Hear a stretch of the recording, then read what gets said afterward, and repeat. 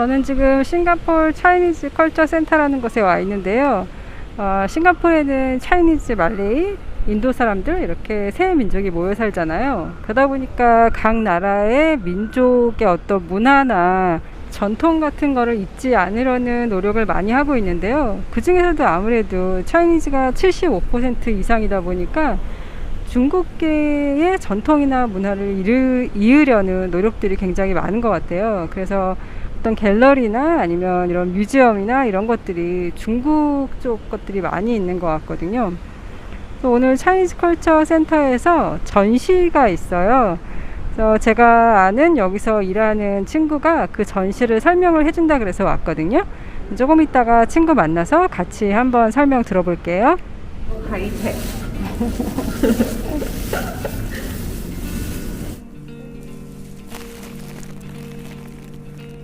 So the wristband, you tap it here.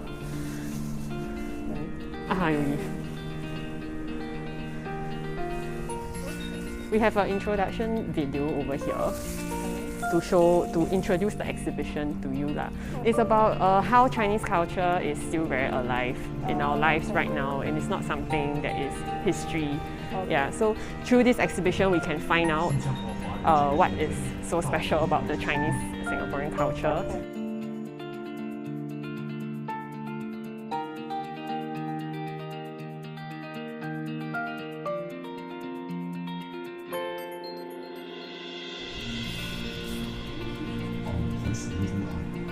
Yeah, so this exhibition, different from the rest, is targeted at youths.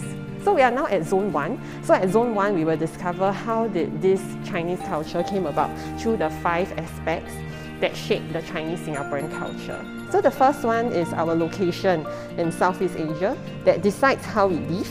So we live in atap houses, these traditional houses, due to our tropical climate. And we find in this whole Southeast Asia region, durian. And something interesting is what language we speak. So the Malay language was used widely, even in the 17th century. So up to today, we can see many Singaporeans, whether they're Chinese or Indian, they know how to speak Malay because it is so widely used since from the past. So they came from mainly coastal, southern coastal cities, and they speak different languages. So in Singapore, we have like Chinese who speak different dialects. The greatest population one will be the Hokkien dialect. This one we'll talk about life of Singapore as a British colony. Okay, so because British wanted to break the Dutch monopoly trade, right? Yeah, so they decided to set up Singapore as a trading port. So as a result of that, they need a lot of labour. And the Chinese migrants came to fill up these spots of the labour. So in 1824, the Chinese population was actually very low at about 31%. But because of all these Chinese migrants, then the population increased to about 75% in 1921. And the 75% is actually close to what we have now for Chinese population in Singapore. We maintain that up until today. Yeah, so back then in the 14th century, these 3 items were actually highly sought for goods. This one, the hornbill cast, is a bird. Yeah, now in Singapore, it's a very endangered species and we cannot hunt for the cast anymore. This one is used to make the incense, the joss sticks for temples. Yeah. Oh yes, but although now we don't have the laka wood tree in Singapore anymore, but last time we used to trade it quite a bit. Even if the laka wood was not grown in Singapore, many of the traders, they just bring to Singapore, then they sell to other countries. Yeah. So the last one over here is Singapore being very diverse. For home of so many religions, and we also have Racial Harmony Day in Singapore, so important even in schools, right? Okay, put our hand here, then you can see the 3 different colours actually combined together. So yeah, we're trying to say that these 3 factors affect the Chinese Singaporean culture, brought over by the Chinese migrants. So this is what they brought over originally. The second one, interaction. It can be interaction between the different dialect groups. It can be interaction between Malay, Chinese, Indian. And the last one, public policy. It started from the British colonial times, when they don't really care about the coolies, so they start to set up their own clans association. Then now we are in Zone 2. So when you come into Zone 2, do you realize you see all the gates, the window grills, and this one, the letter box, the very old letter box. Yeah, so all these gates are gotten from old HDB flats before they were en bloc. Yeah. So over here, we want to show that Chinese values it's similar to Korea. I'm sure Korea also have these kind of values. So we use items to represent these values instead of just using text, you know. So he's known to be someone who is a very fair person. And then we talk about kindness. So we use the MRT reserve seating to show this value. Sting. Chu is Chu means smelly. So for Singaporean kids, we always have this soft toy that we'll always hold together with us until we grow very old, and then we don't want to wash it because it has our smell or the bean bags. Yeah. For this one, Chinese family terms, we have this family tree. You know, same as Koreans, we don't just anyhow call auntie, uncle.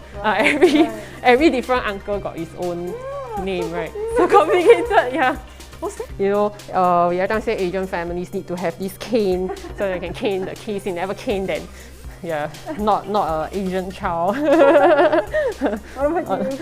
Yeah, when I was young. So we always must hide the cane from our parents.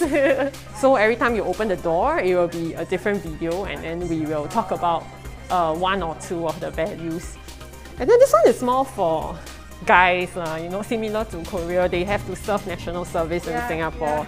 Yeah, so we use that to represent loyalty for the country. Okay, then now we're at the festival side. So Chinese New Year is one of the biggest festivals for Chinese in the lunar calendar. Same as Koreans, right? Different day, it has different meanings, and it starts from the eve of Chinese New Year, where we will usually eat reunion dinner with our families, steamboat, and then after that, at night, the children will stay up, you know, to welcome the new year. So the longer the children stay up, it's said that the parents can live longer. Yeah, but for me, I sleep very early because the first day I have to go to my relative's house. I go to about 5 relatives' house. I have to go both sides. Some people, they don't like to do visiting, but I like because I get ang pao. Yeah, so the red packet usually given by elderlies to the younger people, or when you are married, then you give the red packet. Yeah, so I don't want to marry, so all the Chinese New Year goodies, many of them are influenced by the Peranakan culture lah. Garlic, yes, but this one is, I think we say, sometimes in Chinese we also call it suan. So suan means to count money. So we buy a lot during Chinese New Year. So we wish to be able to count a lot of money, to have a lot of money for that year. Goes, you know, to the people we love.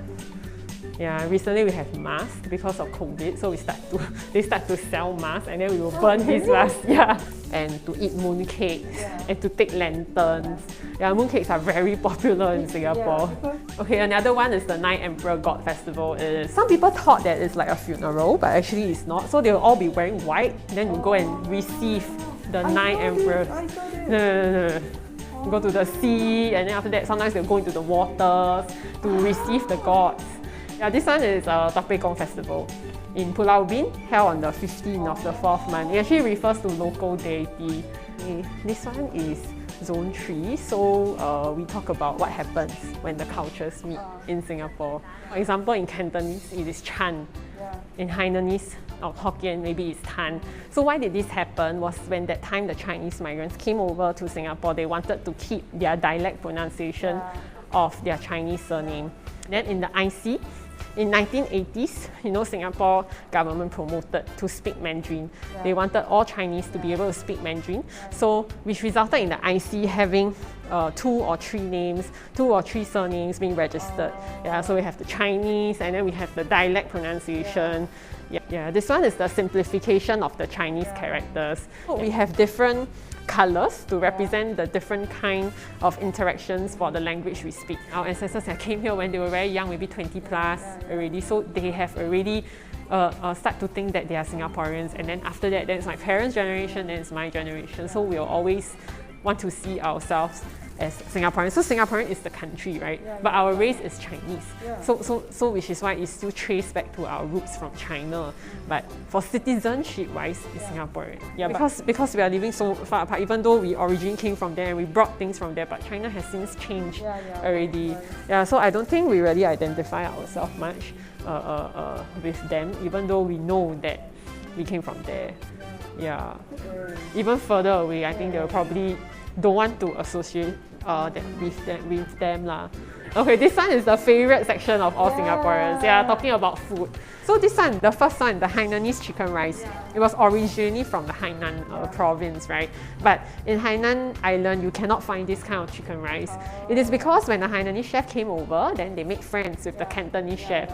So the Cantonese chef, very good at cooking. So they taught the Hainanese chef how to make the chicken meat more tender. So after they boil the meat, then they put in ice water. So then that's why the skin of the chicken rice jelly, right? Soft.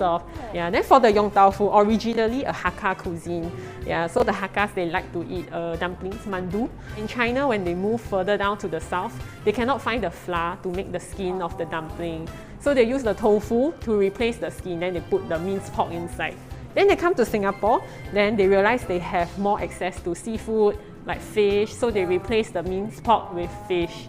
Yeah, then the Cantonese chef now, they provide a lot of different things to stuff the fish paste. So now we have tofu, we have lady's finger, bitter gourd. Yeah, nice and healthy food. Yeah. Over here we have the timeline table. So you can play with it. This thing you can put here. Then you can learn more about, I think we have 100 milestones that they put in this table. Yeah, very good information. And then we pick out 10 of this timeline, then we put it over here. We talk about some of the items that were created, by Singaporeans. Usually in Chinese painting, got a lot of empty spaces. Yeah, but for this, you see almost every space is being filled up. And this painting is actually featured in our $50 note.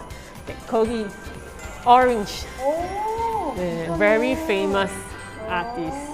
So over here, we use a conveyor belt to represent items that were made in Singapore and then it got popular overseas. So it ranges from food. We have Old Chunky, we have Yakun Kaya Toast, and also the Irvin salted egg chips. Every tourist who comes to Singapore has to buy one of these. So if you look over here, every time the thing passes by, then they will show you, the description of the item. 저는 거의 2시간 가까이 설명을 들었는데요. 몰랐던 이야기를 들으니 너무 재미있더라고요. 퇴근 후 집에도 못 가고 설명해준 제인에게도 다시 한번 감사하고요. 그럼 오늘도 행복하세요.